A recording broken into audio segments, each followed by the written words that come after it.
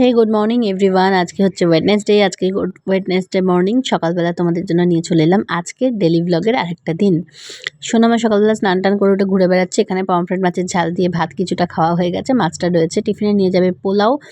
পোলাওটা রেডি হয়ে গেছে, ঠান্ডা করতে দিয়েছি। এখানে চিকেন কষা হচ্ছে, চিকেন কষা আর পোলাও নিয়ে যাবে। আর আমাদের সময় এরকম টিফিন যদি মা করে দিত কি আর বলবো। এদিকে দেখো রেডি হয়ে গেছে, এবার ওকে স্কুলে দিয়ে চলে এলাম। এসে আমি নিজে রেডি হলাম, হয়ে বেরোচ্ছি। আমার সকাল সকাল আজকে স্নান টান সব হয়ে গেছিলো। আর এই যে দেখো বেরোচ্ছি, মানে তার আমি একা নই, জানোই আমি আমার বন্ধুর সাথেই বেরোই সব জায়গায়। আজকে আমাদের গন্তব্য হচ্ছে গড়িয়াহাট। হ্যাঁ, পুজোর আগে তো একবারটি একটু নিউ মার্কেট গড়িয়াহাট সব জায়গায় ঘুরতে হবে। এখানে আমরা একটুখানি এসে মলে এসে গেছি। এখান থেকে আমরা কয়েকটা জিনিস কেনাকাটাও করেছি, মেয়ের জন্য কয়েকটা ড্রেস কিনেছি। আমাদের তো এখন শপিং মানেই আগে মেয়ে, তারপরে মা, তারপরে বাবা, আর কি এরকম। আর গড়িয়াহাট আসবে একটু জুয়েলারির দিকে তাকাবো না, সেটা তো হয়ই না। ওখান থেকে কেনাকাটা করে নিয়ে একটুখানি বেরোলাম, বেরিয়ে কয়েকটা জুয়েলারি দেখলাম, জুয়েলারি কিনেওছি। তার আগে দেখাই তোমাদেরকে, দেখো ব্যাগের দোকানগুলো কি সুন্দর, কিন্তু সব বন্ধ। মানে এত সকালেই আমরা গেছিলাম যে তখনও সব দোকানগুলো খুলে ওঠেনি আর কি।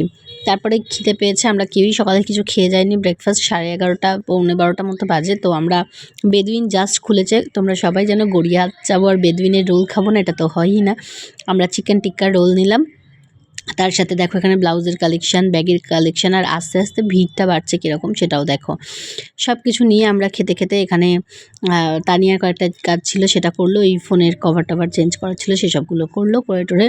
আর একটা জিনিস দেখাই, দেখো বেদুইনের রোলটা কেন এত ফেমাস, পুরো ঠাসা চিকেন, এত ভালো খেতে যে বলার না। তারপর আমি একটা কানের দুল কিনছিলাম, তো সেটার জন্য আমাকে ওই দোকানের দাদাটা ট্রাই করাচ্ছিল কীভাবে দুলটা পরতে হয়। দেখো কেমন লাগছে দুলটা, আমি নিয়েছি। কেমন হয়েছে তোমরা জানিও প্লিজ। তারপরে ওখান থেকে ফিরে সোনামাকে স্কুল থেকে নিয়ে চলে এলাম, আর ও এসেই আগে দেখছে কি ওর জন্য কেনা হয়েছে না হয়েছে। হ্যাঁ, আমাকে দেখাও বলছে। তো আমি বললাম তুমি আগে চেঞ্জ করো, হাত পা ধোও তারপরে।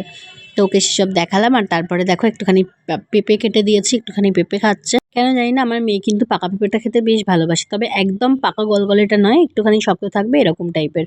একটু সুন্দর করে কেটে দিলে খেয়ে না। আর এই দেখো সোনামা একটা হ্যান্ডক্রাফট বানাচ্ছে টিচারকে দেবে বলে। তারপরে ও ঘুমিয়ে পড়েছে। আমার তো খিদে পাচ্ছে, আমি তো সেই রোল খেয়েছিলাম আর কিছু খাইনি। এখন 4টে বেজে পার হয়ে গেছে।